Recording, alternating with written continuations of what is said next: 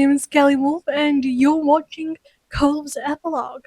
Let's get into it. As per usual, you, Cove, and Baxter met up on another day for another session. Another light-hearted words were engaged as Baxter watched the two of you amusedly. Cove's mood was still shining, and Baxter could tell. So? I take the cake designing went well. Like a child who was excited to show their latest work of crayon art to their teacher, Cove shared the news with pure happiness. Again, a really big one. I am so pleased to hear that. What shall we be doing today? How we just pick a caterer? Oh, shit. Alright! Cove's brightening enthusiasm. It was no surprise to you. Food always excited him. Baxter placed his hands on the arms of his chair and lightly tapped it with the tips of his fingers. In that case... That should be a nice time. I'll make sure you find the proper services to meet your needs. But don't worry, I won't get in the way of deciding the details for the menu. Thanks. I appreciate that. After that, the rest of the session circled around finding a specific catering company, and eventually you all agreed on one in particular. They were able to make arrangements with you right away. On phone call, and you had scheduled time to go over details in person. That included a meeting with the chef too. And as an added bonus, this would all happen before your next appointment with Baxter. It was a relief knowing that the menus would be taken care of by the time you next saw him again. Until then, there wasn't much else to do. It was time to leave. Thanks again for your help. See you. It's my pleasure. Of course, I wait your next visit. We'll be back soon. Bye! Baxter nodded with a genuine smile as he watched you head out of the door. Once you're outside the offices, you noticed a little pep in Cove's step. You're both in good spirits. Chipping away at the wedding planning had a special way of doing that. On the scheduled appointment with the caterer, you and Cove eagerly arrived at the location specified over the phone. You and Len entered the building, past the scene room, and directly into the commercial kitchen. Well, here's what it looks like with Cove in the way. So thank you about that. Can't get rid of him. It was silver and sleek and so clean that it sparkled. That observation alleviated some worries right away. Next to you, Cove's eyes wandered with the space with intrigue. Along the back wall, you spotted a woman at a sink large enough to be an arm's length deep. She looked over her shoulder and grinned broadly. Hold on, I'll be right there. She finished washing up and swiftly crossed the room, drying her hands on her apron. When she reached you and Cove, she gave a little bow. Hi, I'm the head chef and your caterer. I hear you get married and are in need of sustenance for your friends and family. Yeah, we are. Well, I can assure you that you've come to the right place. We provide a full course meal with a menu tailored to your tastes and requirements. I don't know why we couldn't have just gone for the Cyprus, but hey ho. I don't plan weddings for a living. I wouldn't be able to answer that myself. Oh well, it's at least nice.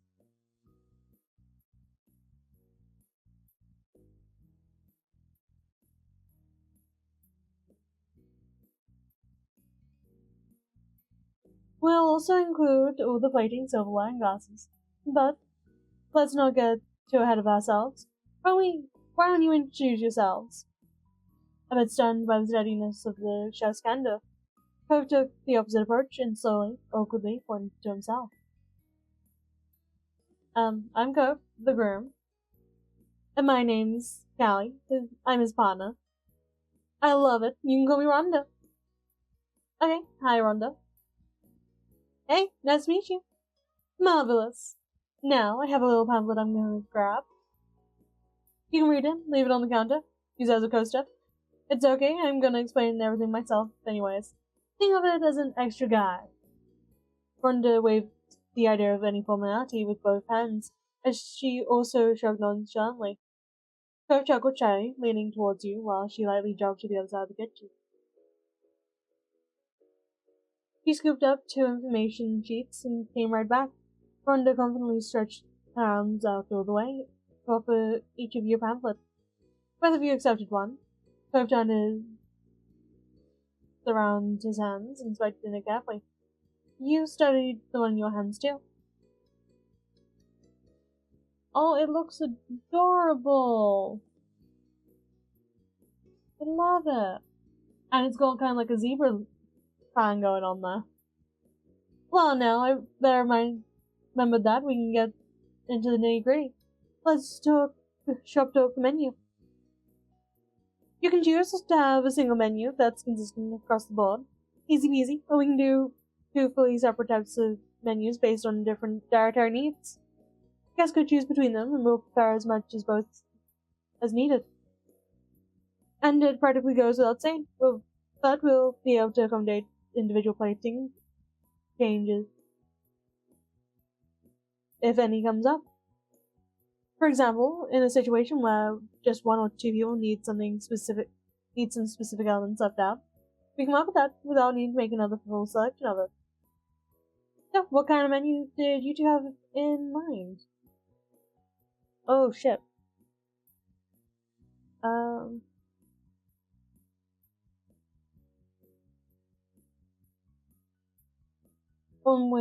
One with full scale exclusions for tastes and allergies. Not a problem. The chef will have a notepad and pen to listen to you closely as you explain the types of food you need. You'd likely to be would like to be excluded based on individuals and needs of your group. And we'd like a second one that was one with no special requirements. There wasn't anything particular that you felt like you needed to restrict or make special arrangements for. Your group of friends and family could work with whatever. Going to go to check to see if you had opinions on the menu. How does that sound? I think we have a good plan going. Great! That's the biggie already done then. Let's keep the ball rolling. Yes, please. At the moment, there's going to be a main entry in our service, so that's one course automatically. And if you're having a cake or another dessert, there'll technically be another course for your guests. Although, that doesn't count as one of the portions that we offer here. I can go up to 6 courses for dinner and as many as 5 additional portions. So, we're looking at a salad, soup, hot appetizer, cold appetizer, and a palate cleanser. Do you know how big you want the sauce to be?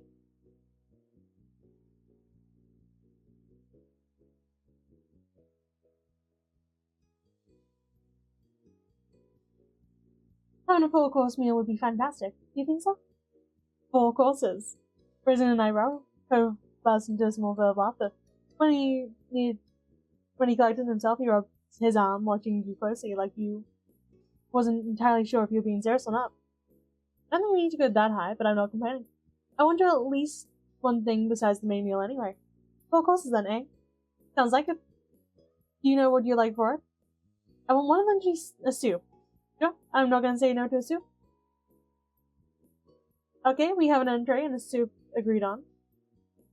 Yep.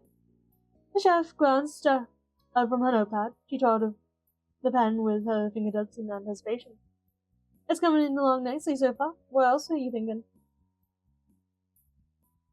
A palate cleanser.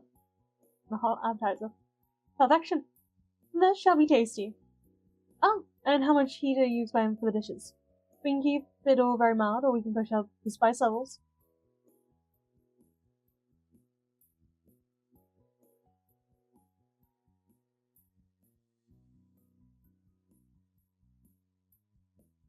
He looked over at Cove, waiting for him to answer.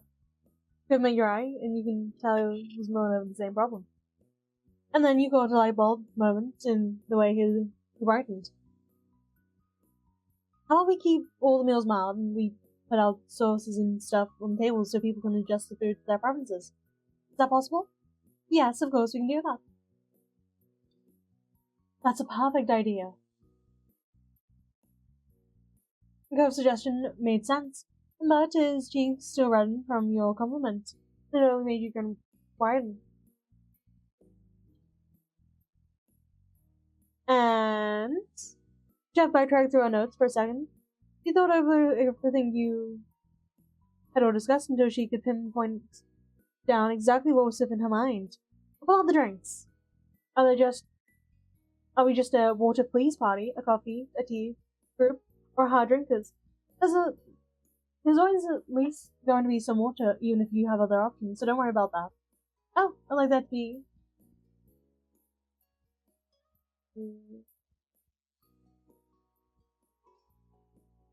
mixed cocktails. Tea, fruit juice, wines, beers, coffee, sparkling milk. And that's everything I'm thinking. I think we've covered it. There's nothing else I would want to add. We'll make it happen. So that's the menu type, meal scale, spice level, and beverage basics. Pleased, Rhonda rolled up her sleeves. Her gaze fell on you and Cove, with you determined to gleam. Let's go deeper. Cove smiled nervously at the shouts intensity, but he didn't wilt completely. He had a sneaking suspicion that his remaining strength came from the topic, still being about food. The conversation continued from that, dug into the specifics such as the main proteins, side ingredients, style of cuisines the food would be based on, so on and so on. It took a fair bit of time, but eventually a finalized selection was arranged. You couldn't get over how delicious everything sounded, and the longer the conversation went. The longer the conversation. By the end, Cove appeared just as relieved and grateful as you were about the food. But most of all, you were so grateful to have a menu plan for the wedding.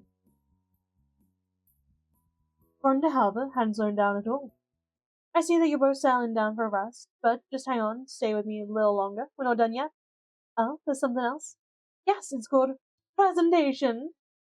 We can do all levels of flair for your meal.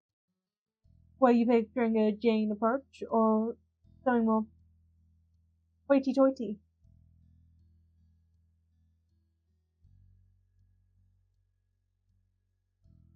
What does Cove want? Cove held your eyes for a moment. He warmed under your affectionate gaze.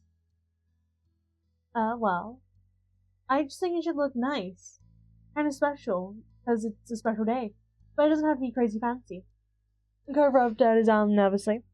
His lips pulled into a hopeful smile, and you understood where it was coming from. That works for us? So as I started to talk about way back when, we'll provide plates, utensils, and such.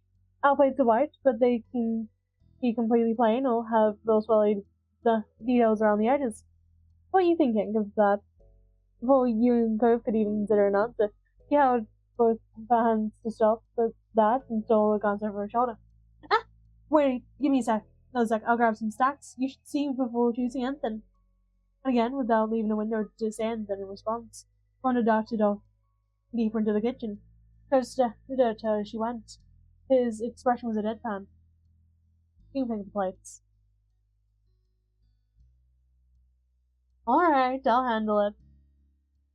A rope clattering came from the other direction. Just bit down, and a moment later, your caterer had reappeared. She had kept her word, and a pile of plates bounced in each of her hands. She stepped up to clear counter space. Rhonda spoke cheerily, almost musically, pulling out the first set of plates and folks to go with them. Perhaps you knew for sure what they'd look like together. Here's the white. The two of you looked silently at the collection of completely plain white dinner plates. And here's the swirl. Oh, they are so pretty. They've got kind of like a silvery bronze, maybe, feel to it. As promised, the white plates she had put down did have some swirls on them. That was as much as that could be noted on that. Now, what are you thinking? The swirly one. You got it. Thanks for humoring me. And because you get the hot appetizer, of course, is an extra piece to this puzzle. And now, what we could do is bring it out ahead of the meal and place it in front of each guest in their seat. But that's not our only option. We can have all the appetizers set out on a single table from the very start of the reception, so guests can go over and eat as they please. Or we could have servers walk around the room with platters of appetizers to offer to the guests throughout the party as they mingle. I think it would be best to leave it out on a single table. That way everyone can go at their own pace. Makes sense to me? Radio? That's what we'll do. Thank you. And now you can breathe. We're done. Rhonda laughed happily as she closed her notepad and put it to her side. Okay, cool. I'm glad we've had that worked out. Thank you so much, Rhonda. Thanks so much. It's my pleasure. We're looking forward to knocking your socks off. It'll be a full-course double menu, mild meal that your guests will be talking about for years to come. I promise. Wait, one last quick question. Sure thing. How do we get out of here again? Rhonda clapped her hands and let out a deep laugh. Co's face reddened with embarrassment. Go down the hall, take a left to another hall, then a right, and then you'll find the exit. It was so nice meeting you two. Thanks again. After that, you and Cove left the kitchen and made it down out of the building and in one piece, following Rhonda's instructions. You both returned to the car with the vigor in your strides. It was amazing to get a nice meal arranged and exactly the way you both wanted it to be. The food was definitely something you were going to be daydreaming about from now until the big day. When you arrived at the office again, Baxter was already comfortably seated and scanning over his notebook. He glanced up from it at the sound of the door opening. Hello, folks. Welcome back. What's on the menu? Baxter smiled, but Cove answered with complete earnestness. A lot of things. Delicious. What shall we be doing today? All the last thing we've got to do. I want to sell our clothes for the day. Wonderful. He clapped his hands together at a thought. Well, I can imagine you'll both look incredible, sir. I recall the two of you are intending to keep the outfits nice and secret for the special day. Does that mean you're shopping alone, or were you thinking about extending the invitation to someone else? I want my dad to come. That sounds like something the best man should do, right? I mean, I know my mom would want to come, but she doesn't live close, so, you know. Cove shrugged weakly. Baxter nodded with a faint quirk of humor in his expression. It'd be nice for Mom to see it on our actual wedding day, though. of course. Of course. You felt for Cove and familiar issue with yourself. You could think of a few geographically unavailable people.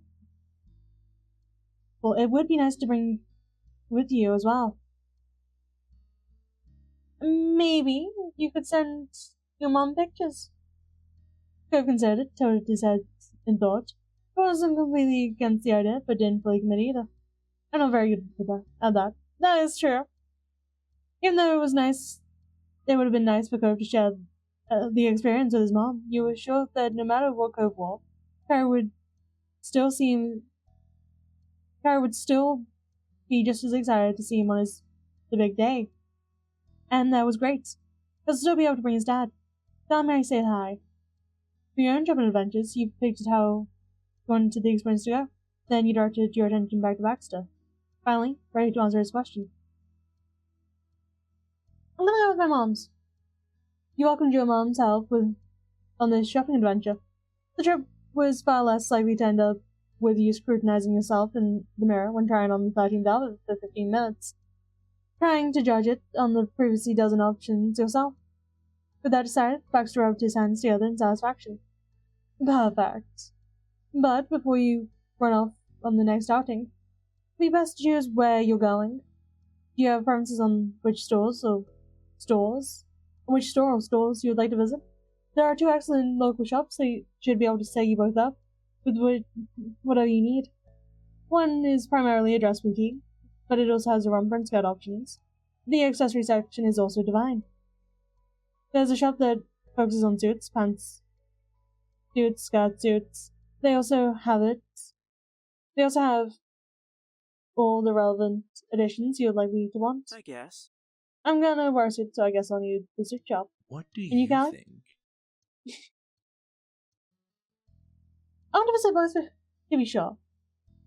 Let's make a let's make sure to go at different times with the suit one. Otherwise, the whole plan of keeping things might get foiled if we run into each other over there.